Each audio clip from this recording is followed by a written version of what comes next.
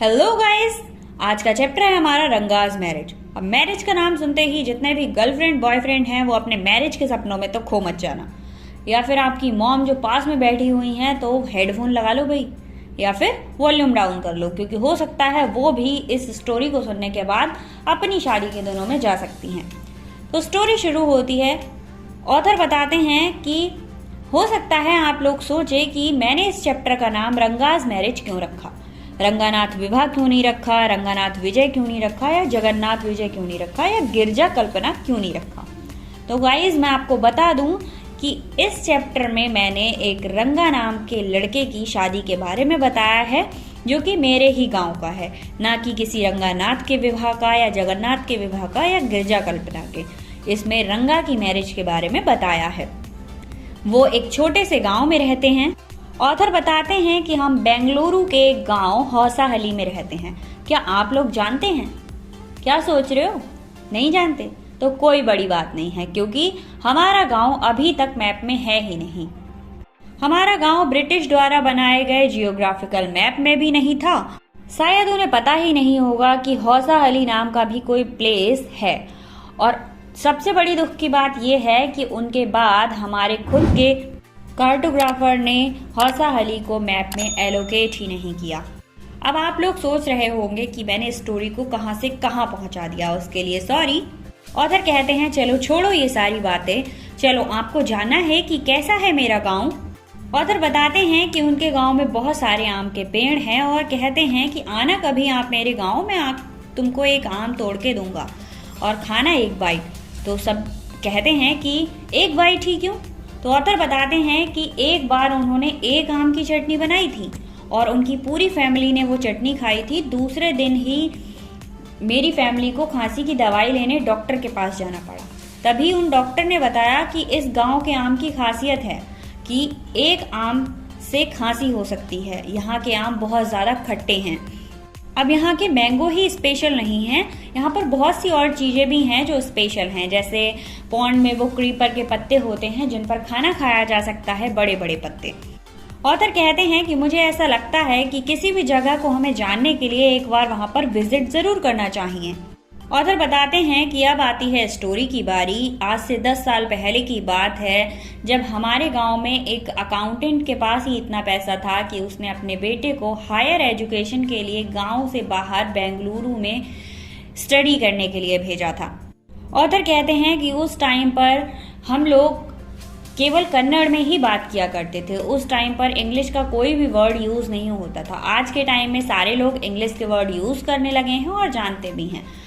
अब लोगों को लगेगा कि नहीं मैं झूठ बोल रहा हूँ, पर ऐसा नहीं है। मैं एक घटना बताता हूँ आपको, जिससे आपको यकीन हो जाएगा कि हम लोग उस टाइम में केवल कन्नड़ भाषा का ही यूज करते। ऑथर बताते हैं कि वो रामा राव के घर पर थे और रामा राव एक ओल्ड लेडी जो कि गरीब थी उससे फायरवुड खरीद रहे थे। तभी उनका बेटा, रामा राव का बेटा, पैसे देने के लिए बाहर आता है और वो उस लेडी से कहता है कि मेरे पास कोई चेंज नहीं है, और वो बूढ़ी गरीब औरत बुदबुदाते हुए चली जाती है।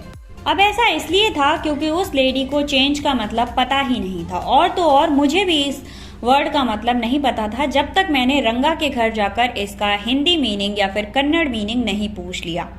उस टाइम इंग्लिश इतनी ज्यादा स्प्रेड नहीं हुई थी हमारी विलेज में, इसीलिए शायद रंगा का घर आना एक इवेंट सा बन चुका था। रंगा के घर के बाहर बहुत ज्यादा भीड़ लगी हुई थी और मैंने भी सोचा ये भीड़ इकट्ठी क्यों है, मैं भी देखने के लिए वहां पहुंच गया। तभी ऑथर बताते हैं कि उस भीड़ का इकट्ठा होना रंगा का घर आने के लिए था। मतलब रंगा घर आ गया था और वो भीड़ रंगा को देखने के लिए आई थी। तभी उस भीड़ में से एक औरत निकलकर रंगा के पास जाती है और कहती है, अरे इसने तो अभी तक जनेऊ पहना है। तभी उस भीड़ में खड़े लोगों ने धीरे धीरे देखा कि रंगा के हाथ, आंख, नाक, कान सब वैसे की वैसे ही हैं जैसे वो पहले गया था। उसमें 6 महीने में कोई भी चेंज नहीं हुआ था। सब लोगों को तसल्ली हो जाती है और वहाँ की भीड़ धीरे धीरे कम होना शुरू हो जाती है। तभी भीड़ कम होने के बाद मैं वहाँ पर खड़ा हुआ था और मैं रंगा से कहता हूँ, और रंगप्पा कैसे हो? और रंगा मेरे पैरों में गिरकर मेरे पैर छूता है। मैं उसे आशीर्वाद देता हूँ जल्दी शादी होने का। अब ये सब कुछ होने के बाद ऑथर अपने घर चले जाते हैं। उसी दोपहर में ऑथर अपनी घर की चारपाई पर लेटे हुए थे और रंगा उनके घर पहुंच जाता है। कुछ बातें होती हैं इधर उधर की, बहुत सारे डिस्कशन के बाद आखिर ऑथर पूछ ही लेते हैं, रंगा क्या तुम शादी नहीं करोगे? तो रंगा जवाब देता है, मैं शादी करूंगा बट लेट। तो वो कहते हैं क्यों? बोले मुझे एक परफेक्ट पार्टनर की तलाश है। बोले ऐसा क्यों? बोले मैंने एक कपल को देखा है जो 25 साल के रहे होंगे और वो एक परफेक्ट कपल हैं, और वो 30 साल के एक ऑफिसर हैं। उनकी एक 25 ईयर की लेडी से शादी हुई है और वो दोनों आपस में बहुत ज्यादा खुश हैं।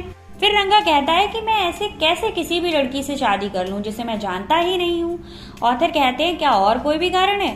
रंगा कहता है हमें किसी भी ऐसी लड़की से शादी नहीं करनी चाहिए जिसको हम पहले से नहीं जानते, और कहते हैं कि आपको ऐसी लड़की के साथ शादी नहीं करनी चाहिए जिसके साथ आप नहीं रह सको। आपको ऐसी लड़की से शादी करनी चाहिए जिसके बिना आप रह ना सको। और फिर थोड़ी इधर उधर की बातें हुई। इन सब के बाद रंगा वहां से चला गया। पर रंगा की इस बात से मैं काफी मायूस था, क्योंकि मैं उसे एक अच्छे पति के रूप में देखना चाहता था। बट कोई नहीं, मैंने ठान लिया था कि मैं रंगा की शादी करा के ही रहूंगा। ऑथर ने तो रंगा के लिए एक लड़की भी ढूंढ ली थी, और वो खूबसूरत लड़की रमा राव की भतीजी थी। वो 11 साल की थी और बहुत ज्यादा सुंदर थी, और साथ ही साथ कुछ गाना बजाना भी जानती थी। और उसके जो पेरेंट्स थे वो कुछ साल पहले ही एक्सपायर हो गए थे, क्योंकि वो अपने पेरेंट्स के साथ शहर में रहती थी, तो इसीलिए उसे बीड़ा और हारमोनियम बजाना भी आता था। उसकी आवाज बहुत ज्यादा सुरीली थी। उसका नाम था रत्ना। अगले ही दिन मैं रमा राव के घर गया और मैंने उनकी पत्नी से कहा कि मैंने आप लोगों के लिए दही निकाला है, आप रत्ना को भेजकर उसे मंगा लीजिएगा। दूसरे दिन रत्ना आती है मेरे घर। वो एक सुंदर साड़ी पहने हुए थी और वो मेरे घर पर आकर बैठ जाती है। तभी मैं उससे कहता हूँ कि तुम अपनी सुरीली आवाज में एक गाना सुनाओगी मुझे, और वो मान जाती है।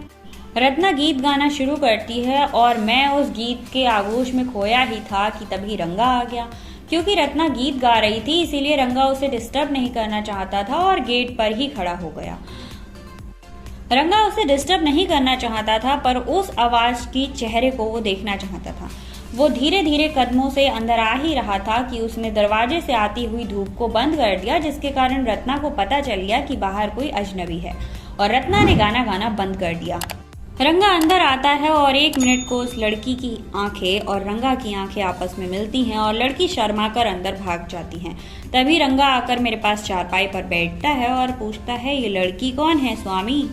तो मैं जवाब देता हूँ कि क्या फर्क पड़ता है ये लड़की कौन है, मुझे शादी करनी, तुम्हें शादी करनी नहीं है और मेरी शादी हो चुकी है, तो इसलिए कोई भी फर्क नहीं पड़ता कि ये लड़की कौन है। तभी रंगा धीरे से पूछता है, तो क्या इस लड़की की शादी नहीं हुई है स्वामी?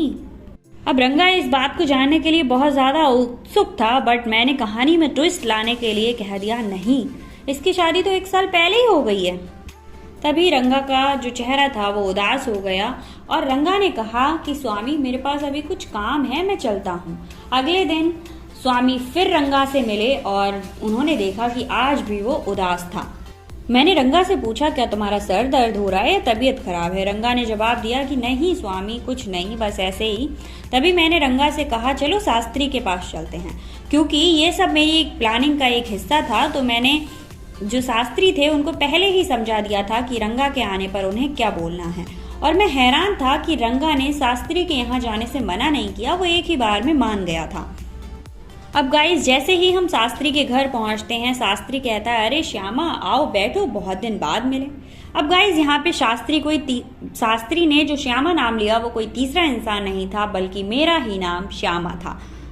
अब श्याम यानी ऑथर बड़े ध्यान से सुन रहे थे कि शास्त्री आगे क्या बोलने वाले हैं। फिर वो रंगा से कहते हैं, अरे रंगप्पा तुम कब आए? शहर से पढ़ाई करके वापस कब आए और आज यहाँ कैसे? पर रंगप्पा एकदम शांत था, वो कुछ भी नहीं बोल रहा था। शास्त्री कहते हैं, कोई बात नहीं, मैं अपनी एस्ट्रोलॉजी से पता कर लूंगा।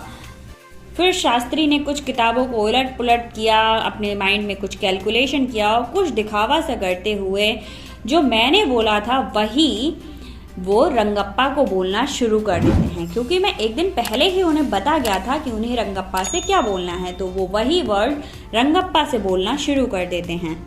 शास्त्री ने रंगप्पा से कहा, जरूर ये कोई लड़की का चक्कर है।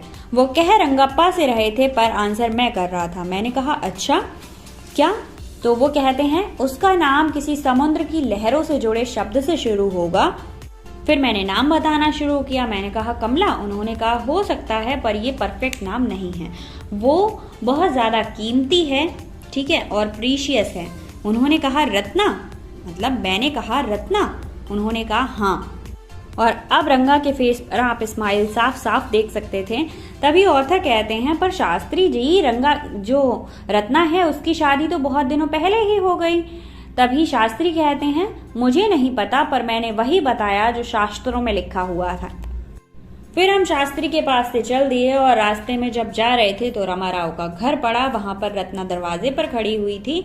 मैं कुछ टाइम के लिए रत्ना के पास जाने का बहाना करते हुए गया और जाकर वापस लौट आया और वापस आकर रमाराव को बताया, रंगप्पा को बताया कि तुम्हें पता है रत्ना की तो शादी ही नहीं हुई।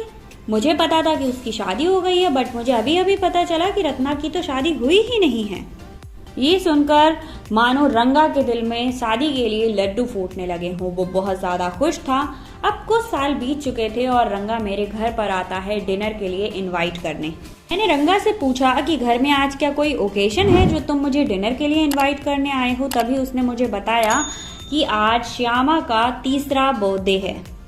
तभी ऑथर कहते हैं कि तुमने मेरे नाम पर अपने बच्चे का नाम क्यों रख दिया? मैं एकदम काले तेल जैसा काला और तुम्हारा बच्चा एकदम गोरा, तुमने उसका नाम श्यामा क्यों रख दिया? और अब तो रत्ना फिर से 8 महीने की प्रेग्नेंट थी और ऑथर कहते हैं कि इस बार देखना जरूर लड़की होगी और वो अपनी मम्मी की खाना बनाने में हेल्प करेगी। अब ये सब कुछ होने के बाद मैं फाइनली शाम को डिनर पर गया और मैंने रंगा और रत्ना के बेटे श्यामा को उसके हाथ में एक छोटी सी रिंग पहना दी। गाइस फाइनली चैप्टर यहाँ पर खत्म हो जाता है और रंगा की मैरिज हो जाती है। I hope. अब मेरा क्वेश्चन ये है, क्या आप जो ग्रेजुएट हैं वो 6th-7th की लड़की से शादी करना पसंद करेंगे? क्योंकि इस चैप्टर में एक ग्रेजुएट बंदे ने 11 साल की लड़की से शादी की है जो 6th या 7th क्लास में रही होगी। और ये जोड़ी क्या परफेक्ट साबित होगी? तो आप मुझे कमेंट करके ज़रूर बताइएगा। Thank you so much. मिलते हैं नेक्स्ट वीडियो में न्यू समरी के साथ। और सारे चैप्टर की समरी देखने के लिए आप मेरे चैनल को चेकआउट कर लीजिए।